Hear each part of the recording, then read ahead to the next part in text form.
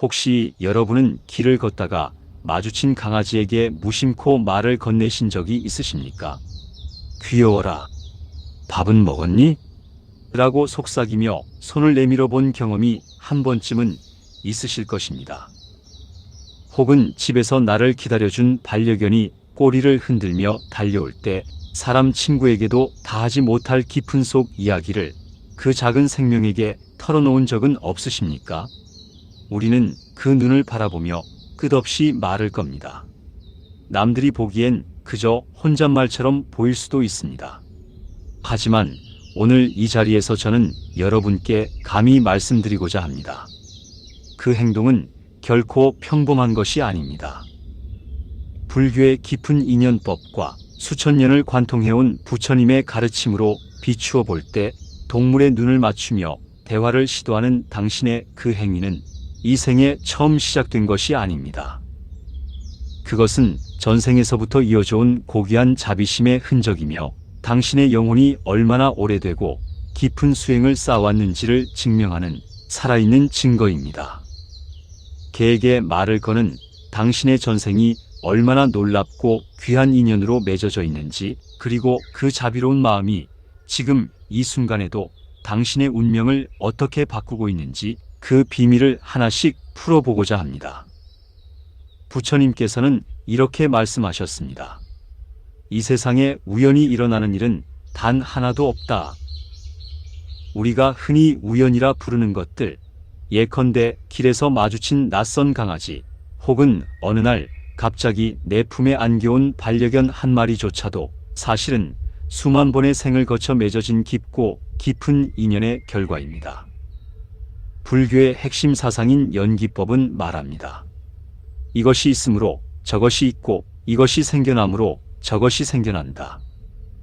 세상의 모든 만남은 원인과 조건이 맞닿아 이루어지는 것이며 그 조건의 뿌리는 이 생에서만 찾을 수 없습니다. 옷깃만 스쳐도 500생의 인연. 불가에서는 이런 말이 전해집니다.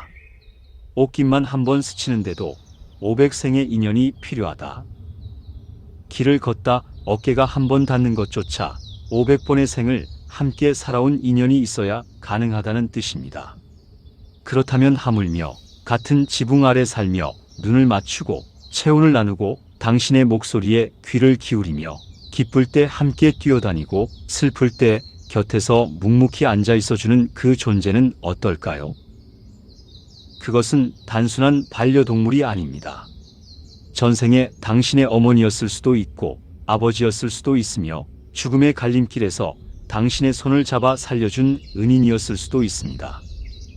혹은 당신이 전생에 깊이 사랑했으나 이루지 못하고 먼저 떠나보내야 했던 소중한 생명이었을지도 모릅니다.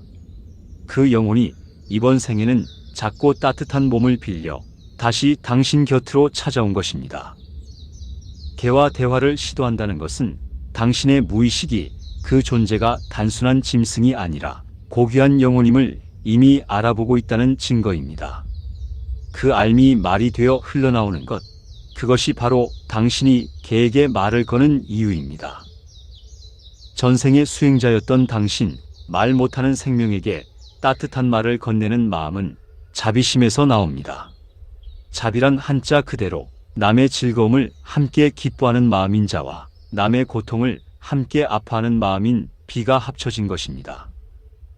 이 자비심은 어느 날 갑자기 생겨나는 것이 아닙니다. 한 생에서만 닦여지는 것도 아닙니다. 전생에 혹은 그 전전생에 누군가를 끝없이 보살피며 그 마음을 단련했거나 부처님의 가르침을 오랫동안 닦으며 모든 생명을 나와 동등하게 대하려 노력했던 수행의 습이 영혼 깊은 곳에 새겨져 있기에 가능한 일입니다. 그것이 이번 생에 자연스럽게 흘러나오는 것입니다. 당신이 강아지에게 말을 거는 그 순간, 당신은 전생에 쌓았던 그 고귀한 수행자의 면모를 현생에서 다시금 드러내고 있는 것입니다. 그렇다면 부처님께서는 동물을 비롯한 미물이라 불리는 생명들에 대해 어떻게 말씀하셨을까요? 모든 생명에는 불성이 있다. 부처님께서는 이렇게 말씀하셨습니다. 산에 사는 짐승이나 물속에 사는 물고기나 하늘을 나는 새나 모든 생명에는 부처가 될 성품이 깃들어 있다. 이것이 불교에서 말하는 불성입니다. 부처님은 사람만이 깨달음을 얻을 수 있다고 하지 않으셨습니다. 모든 살아있는 존재, 즉 중생 안에는 이미 부처의 씨앗이 심어져 있다고 하셨습니다. 개도 마찬가지입니다. 그 작고 따뜻한 몸 안에는 우주의 진리를 담을 수 있는 영혼이 깃들어 있습니다. 당신이 개의 눈을 들여다보며 말을 건네는 행위는 그 동물의 가죽 안에 감춰진 불성을 향해 경배를 드리는 것과 같습니다. 비록 몸은 개의 형상을 하고 있으나 그 안의 영혼은 당신과 다를 바 없는 소중한 존재임을 당신의 마음이 먼저 알아차린 것입니다. 일체 생명은 나의 전생 부모, 법망경에는 이런 구절이 있습니다. 일체 남자는 나의 아버지요, 일체 여자는 나의 어머니니라. 나는 생생세세에 그들로부터 태어났으니 그러므로 육도의 중생은 모두 나의 부모니라. 이 가르침은 단지 인간에게만 해당하는 것이 아닙니다. 헤아릴 수 없이 많은 생을 거치는 동안 우리는 다양한 형태의 몸을 빌렸습니다. 어떤 생에서는 사람으로, 어떤 생에서는 짐승으로, 어떤 생에서는 새로, 어떤 생에서는 물고기로 태어났습니다. 그러므로 지금 내 눈앞의 강아지도 어느 전생에서는 나를 낳아준 어머니였거나 내 손을 잡아주었던 아버지였을 수 있습니다. 그 생명에게 따뜻한 말을 건네고 밥을 챙겨주고 아플 때 병원에 데려가는 행위는 전생 부모에게 효도하는 것과 같은 큰 공덕을 쌓는 것입니다. 세상은 그저 개를 예뻐하는 사람이라고 말할지 모릅니다. 하지만 부처님의 눈으로 볼 때 당신은 우주의 소중한 일원에게 공양을 올리는 자애로운 보살입니다. 부처님께서 가장 먼저 가르치신 계율 중 하나가 바로 불살생, 즉 살아있는 생명을 함부로 죽이지 말라는 것입니다.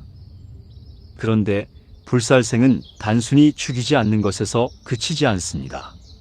생명을 적극적으로 보호하고 아끼고 그들의 고통에 귀를 기울이는 것, 그것이 불살생 정신의 완성입니다.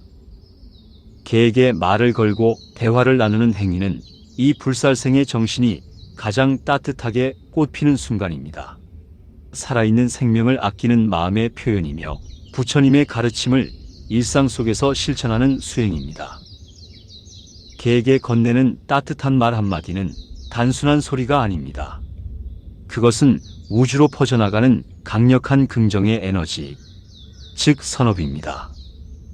불교에서 업이란 몸과 말과 생각으로 짓는 모든 행위를 뜻합니다.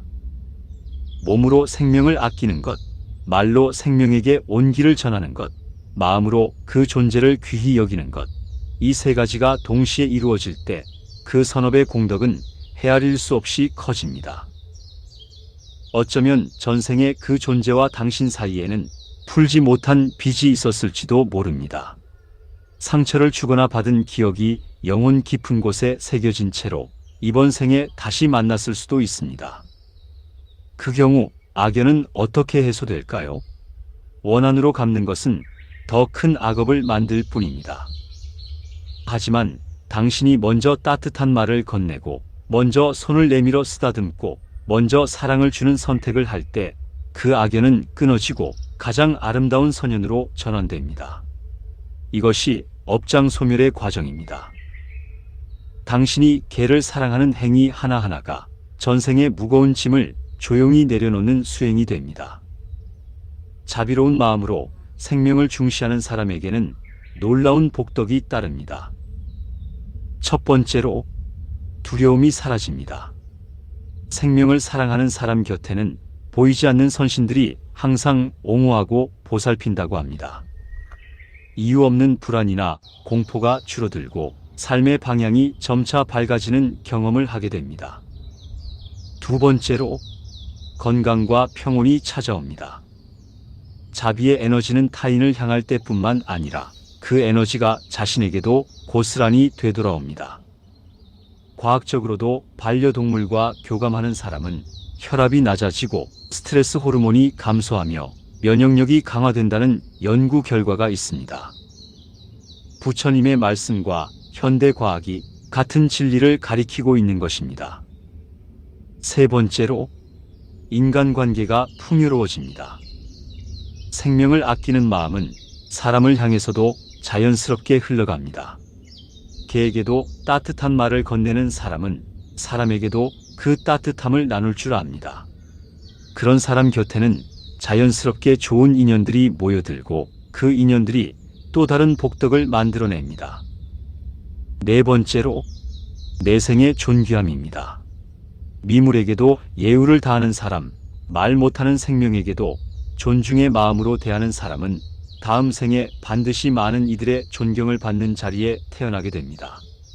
이것은 윤리적 당위가 아닙니다. 이것은 인과의 법칙, 즉 심은 대로 거두는 우주의 이치입니다. 지금 당신이 개에게 건네는 한마디 한마디가 내생의 씨앗이 됩니다. 불교에서는 말을 매우 중요하게 여깁니다.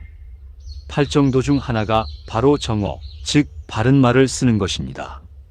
바른 말이란 진실되고 부드럽고 유익하고 때에 맞는 말입니다. 개에게 건네는 당신의 말은 어떻습니까? 밥 먹었어?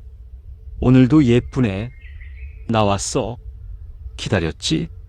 이 말들은 거짓이 없고 상처를 주지 않으며 생명에게 온기를 전하는 가장 순수한 정어입니다. 소리는 공기를 타고 퍼지지만 그 소리에 담긴 마음의 진동은 물질을 넘어서 우주의 에너지장에 기록됩니다. 당신이 생명에게 건네는 선한 말은 그 어느 기도보다도 진실된 파동으로 온 우주에 퍼져나갑니다. 개에게 말을 거는 사람은 또 하나의 특별한 능력을 갖고 있습니다. 바로 언어를 넘어선 소통의 능력, 즉 마음과 마음으로 이어지는 감수성입니다. 개는 사람의 말을 말 그대로 이해하지는 못합니다. 하지만 그들은 말의 의미보다 더 깊은 것을 읽습니다.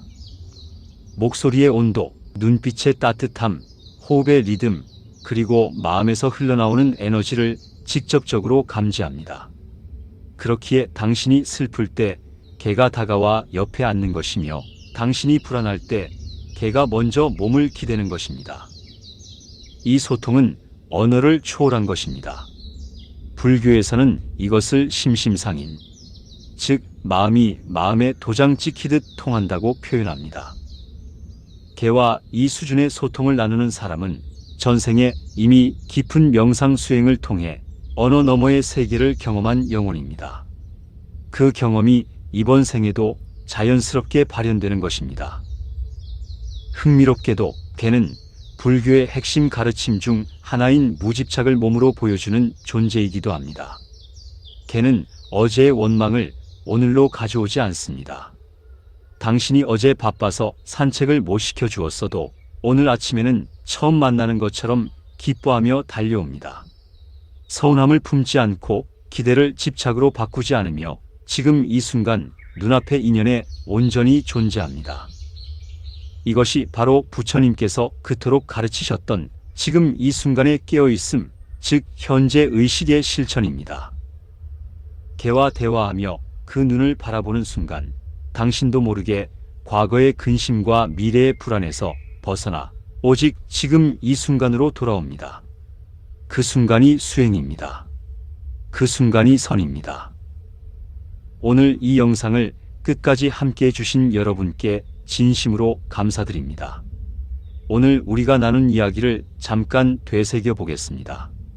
개에게 말을 거는 행위는 전생에 깊은 인연을 맺은 영혼을 알아보는 무의식의 반응입니다.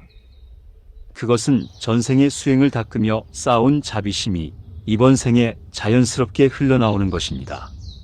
부처님께서는 모든 생명에 불성이 깃들어 있다고 하셨으며 그 생명을 아끼고 보살피는 사람에게는 현생과 내생에 걸쳐 헤아릴 수 없는 복덕이 따른다고 하셨습니다. 그리고 개와 나누는 언어 너머의 소통은 당신의 영혼이 이미 깊은 수행의 경지에 닿아 있음을 말해줍니다. 지금 이 순간 여러분 곁에 반려견이 있으신 분이라면 그 아이를 한번 바라봐 주십시오. 그리고 조용히 말해 주세요. 나에게 와줘서 고맙다. 이 생에서 다시 만나줘서 고맙다. 나와 함께 해주어서 고맙다. 그 말이 영혼에서 영혼으로 전해질 것입니다. 반려동물이 없으신 분이라도 길을 걷다 마주치는 작은 생명 하나하나에게 마음속으로 합장해 보십시오. 너도 부처님의 자녀구나. 잘 살아가거라. 그 한 생각이 당신의 업장을 녹이고 인연의 끈을 아름답게 엮어줄 것입니다. 개와 대화할 수 있는 마음을 가졌다는 것. 그 사실 하나만으로도 당신은 이미 전생에 수많은 선업을 지어온 귀한 영혼입니다. 당신의 그 다정함이 당신의 인생을 더욱 풍요롭게 만들고 당신 주변의 모든 인연을 더욱 빛나게 할 것입니다. 부처님의 가르침대로 모든 생명을 귀하게 여기는 당신의 앞날에 언제나 자비와 광명이 가득하시길 두 손 모아 기원합니다. 오늘 영상이 여러분의 마음에 따뜻한 울림이 되었다면 구독과 좋아요로 응원해 주시고 댓글에 여러분의 소중한 반려동물의 이름을 남겨주시기 바랍니다. 그 이름 하나하나를 보며 함께 축복을 나누겠습니다. 나무 아미타불 관세음보살